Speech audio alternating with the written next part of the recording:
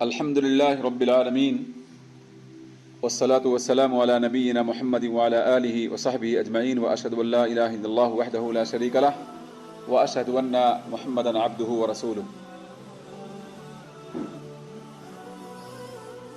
جناب امتیاز صاحب اور ہمارے سوال و جواب گروپ کے ممبرز تلاوت قرآن کریم کے آداب کے سلسلے میں کئی سوالات آئے ہیں کہ قرآن کریم کی تلاوت کے آداب کیا ہیں، کیونکہ ان آداب کا بجا لانا قرآن کی عظمت کو اور قرآن کے تقدس کو اور اس کے احترام کو قبول کرنا ہے، اور اس میں اللہ رب العالمین کے کلام کی ایک عظمت ہے اور نبی صلی اللہ علیہ وسلم سے محبت بھی ہے۔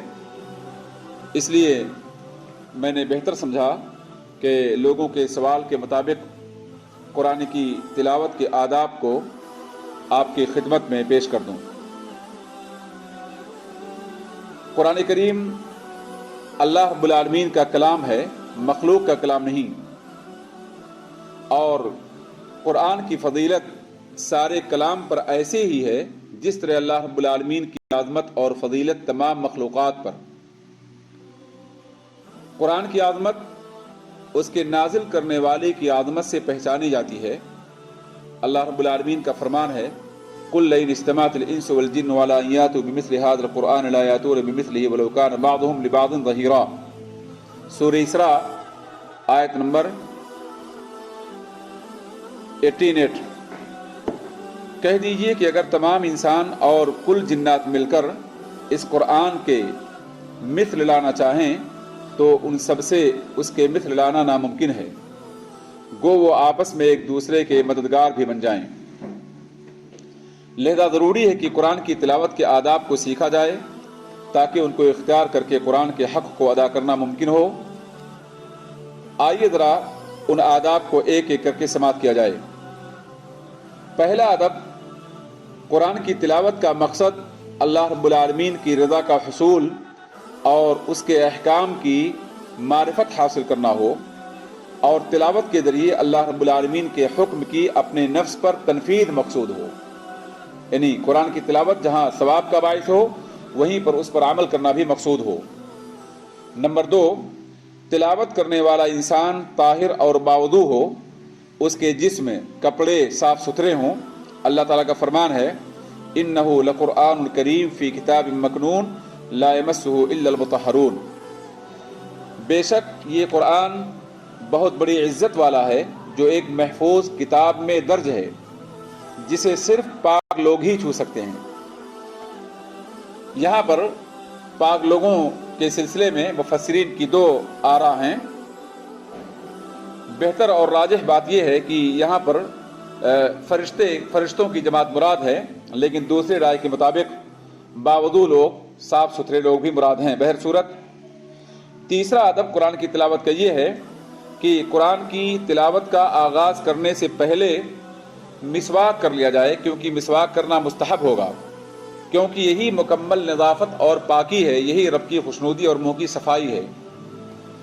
چوتھا ادب قرآن کی تلاوت کا یہ ہے کہ قرآن کی تلاوت کے لیے صاف ستھری اور طاہر پاک جگہ کا انتخاب کیا جائے، اور اس کو گندی جگہ، کوڑا کرکٹ پھینکنے کی جگہ، ٹوائلٹ وغیرہ میں پڑھنے سے بچا جائے، پڑھنے سے گریز کیا جائے۔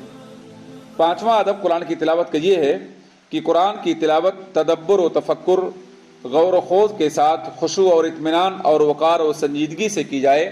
اللہ تعالیٰ کا فرمان ہے، افلا یتدبرون القرآن ام علی قلوب اقفالها۔ یہ سورہ محمد میں آیت 24 ہے۔ کیا یہ قرآن میں غور و فکر نہیں کرتے یا ان کے دلوں پر تالے لگے ہوئے ہیں؟ چھٹا ادب قرآن کی تلاوت کا میرے بھائیو یہ ہے کہ شروع کے رت میں اعوذ باللہ من الشیطان الرجیم پڑھا جائے۔ اللہ تعالیٰ کا فرمان ہے، فَإِذَا قَرَأْتَ الْقُرْآنَ فَاسْتَعِذْ بِاللَّهِ مِنَ الشَّيْطَانِ الرَّجِيمِ۔ سورہ نحل آیت نمبر 98۔ قرآن پڑھنے کے وقت راندے ہوئے شیطان سے اللہ کی پناہ طلب کرو۔ ساتواں ادب میرے بھائیوں قرآن کی تلاوت کا یہ ہے کہ سورہ توبہ کے علاوہ तमाम सूरतों के शुरू में बिस्मिल्लाहिर्रहमानिर्रहीम पढ़ा जाए। और 8वां अदब, कुरान पढ़ते वक्त अहकाम तिलावत की रियायत बरती जाए और आवाज़ में हुस्न पैदा किया जाए, ब्यूटी लाई जाए। अल्लाह ताला का फरमान है वरत्तिलिल कुरआन तरतीला, सूरह मुज़म्मिल आयत नंबर 4। और कुरान को ठहर ठहर कर साफ पढ़ा करो। नबी सल्लल्लाहु अलैहि वसल्लम का इरशाद है ज़य्यिनु अल कुरआन बिअस्वातिकुम फ़इन्न सौतल हसन यज़ीदु अल कुरआन हुस्ना। सही सुनन अबू दाऊद में यह हदीस 2468 पर मौजूद है। अपनी आवाज़ों से कुरान को मुज़य्यन करो, बेशक खूबसूरत आवाज़ कुरान में खूबसूरती लाती है। 9वां अदब, कुरान करीम को ज़मीन पर, फर्श पर और पैरों पर रखने से परहेज़ किया जाए। बग़ैर ज़रूरत के उसके औराक को उलटने पलटने से एहतियात बरती जाए। ये कुरान करीम का 9वां अदब है। रहा मामला कुरान करीम का 10वां अदब, तो कुरान की तिलावत करते या सुनते वक्त उन हरकत से बाज रहे जो खुशू और खुदू के मनाफी हैं, जो अदब के मनाफी हैं। मसलन हंसना, जमाही लेना, कपड़े या जिस्म से खिलवाड़ करना, उंगलियां चटखाना और बिला ज़रूरत गुफ्तगू से बाज रहना वगैरह। 11वां अदब कुरान की तिलावत का ये है कि अगर गैस खारिज होने का आरदा पेश आने की हालत में क़िरात से रुक जाए, मुकम्मल गैस बाहर होने पर क़िरात शुरू करे। और अगर मुसहफ़ कुरान को हाथ में लेकर पढ़ना हो तो वुज़ू कर ले।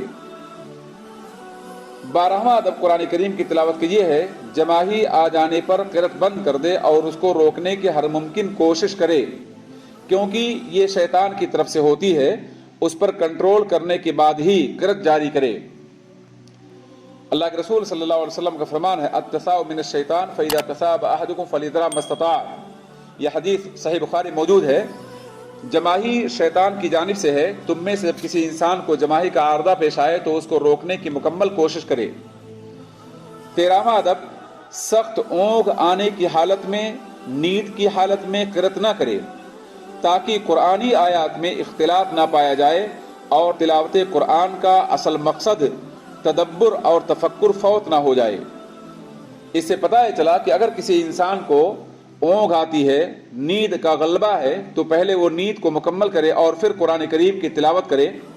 और ये बात सिर्फ कुरान की तिलावत के लिए नहीं बल्कि नमाज के बारे में यही हुक्म है। 14वां अदब मेरे भाइयों कुरान की तिलावत का ये है कुरान देख कर मुसहफ़ से पढ़े, अगरचे हाफिज़े कुरान हो, क्योंकि मुसहफ़ से पढ़ने के 2 फ़ायदे हैं। नंबर 1 तिलावत की इबादत, नंबर 2 कलामुल्लाह में देखने की इबादत और मुसहफ़ का तक़द्दुस। 15वां अदब कुरान करीम की तिलावत का ये है जो कुछ कुरान से सुने उस पर अमल करे, उसके अहकाम की बजाआवरी करे, उसके नवाही से बच जाए, उस पे हदूद पर रुक जाए। इब्न उमर रज़ियल्लाहु अन्हु का इस सिलसिले में फरमान है लक़द इश्ना बुरहतम मिन अद-दहर। एक तवील उनकी गुफ्तगू है, कलाम है, जिसका तर्जमा कुछ इस तरह होगा एक लंबी उम्र तक हमें ज़िंदगी मैसर रही, हम में से किसी आदमी को कुरान से पहले ईमान मिलता था, सूरत का नुज़ूल होता था, वह इंसान हलाल व हराम, अवामिर व नवाही और वक़फ़ात की तमीज़ करता था।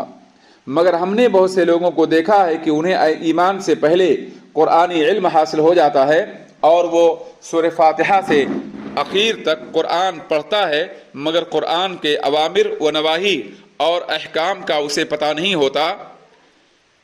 खजूर की तरह वो झड़ता रहता है, यानी वो कुरान को समझने पर कादिर नहीं होता, कुरान के अहकाम पर गौर नहीं करता और ना ही कुरान की तासीर उसकी ज़िंदगी पर मुरतब होती है। अल्लाह से दुआ है कि हमें अल्लाह रब्बुल आलमीन इन आदाब को बरतने की तौफीक दे।